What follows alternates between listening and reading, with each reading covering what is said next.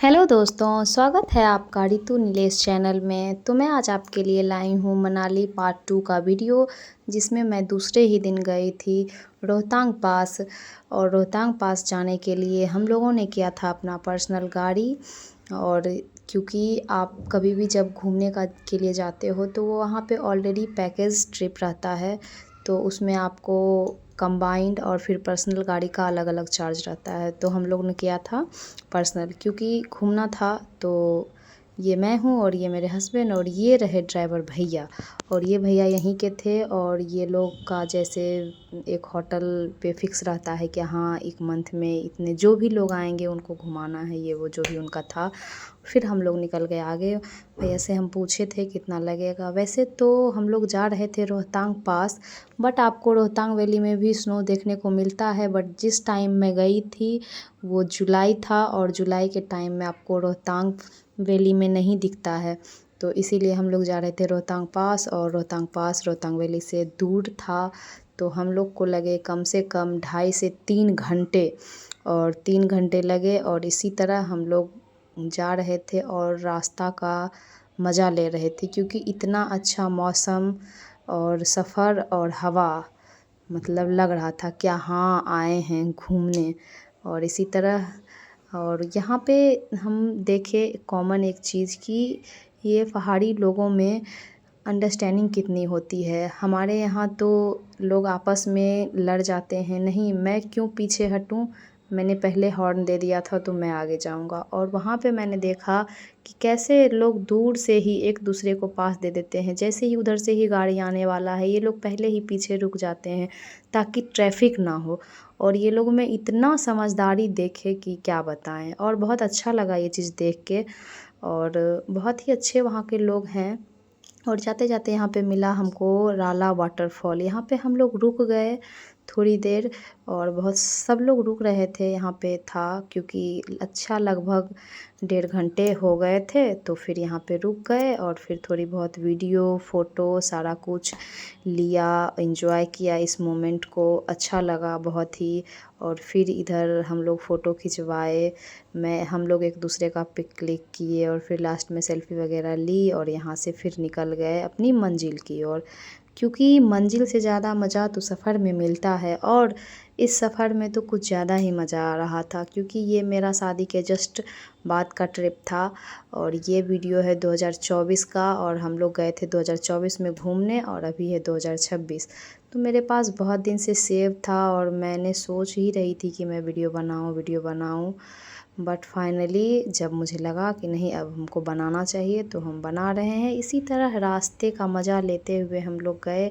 और मुझे तो ये गाना याद आ रहा था, ये हंसी वादियाँ ये खुला आसमां, ऐ मेरे साजना आ गए हम कहाँ, इन बहारों में दिल की कली खिल गई, मुझको तुम जो मिले ज़िंदगी मिल गई। इसी तरह मैं इंजॉय करते करते पूरे रास्ते गई, गाते गुनगुनाते मस्ती करते। और तब तक पता भी नहीं चला, और हम लोगों ने 2 घंटे का सफ़र पूरा कर लिया। और जो मैं पीछे रास्ता दिखा रही हूँ उस रास्ते से हम लोग आए थे ऊपर, और बहुत ही धीरे धीरे ऊपर जा रहे थे, क्योंकि हम लोग को जाना था बहुत दूर। और जैसे हम लोग ऊपर जा रहे थे, और यहाँ पे हमको देखने को मिला पैराग्लाइडिंग का ये जगह था। और तो फिर ये तो दूर से दिख रहा है, और फिर इसके पास जा रहे हैं हम लोग, अभी घूम के जाना है बहुत दूर। तो फिर चलते गए, मज़ा तो काफ़ी आ रहा था।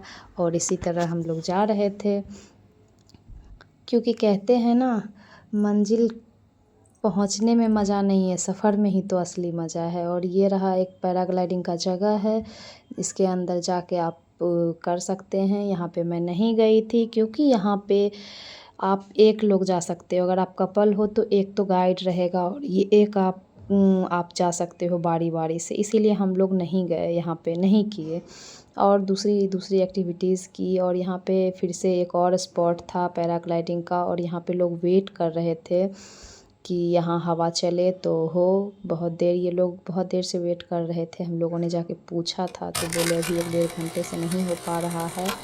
तो फिर हम लोग बढ़ गए आगे, और जैसे जैसे ऊपर जा रहे थे एकदम बादल पूरा पास आ रहा था, लग रहा था कि हाँ बादल में आ गए हैं। और जितना ये खूबसूरत नज़ारा है, कहीं ना कहीं ये डेंजरस भी है, क्योंकि रास्ता तो पीछे साइड का आपको दिख ही रहा होगा। और हम लोगों ने तब तक में खाना वाना खा लिया था, बीच में एक होटल था वहाँ रुके, अच्छा खासा टाइम खा के इंजॉय करके फिर बढ़ गए आगे। और आगे बढ़ते गए और जैसे लग रहा था कि बादल में आ रहे हैं, कुछ भी दिख नहीं रहा था। आप जिस रास्ते से पास कर रहे हो आपको वो भी नहीं दिख रहा था। फिर हम लोग बढ़ते गए और आगे चलते गए और लगभग हम लोग चले गए थे 2 घंटे की दूरी तय कर ली थी। और फिर मैं तो भैया से पूछ रही थी कि भैया कितनी देर लगेगा, तो वो बता रहे थे कि हाँ इतना देर लगेगा। बट फिर भी मेरे में तो पेशेंस नहीं था, लग रहा था कि मैं कब पहुंचूंगी। तो फिर मैं अपने हस्बैंड से कभी पूछती, कभी ड्राइवर से।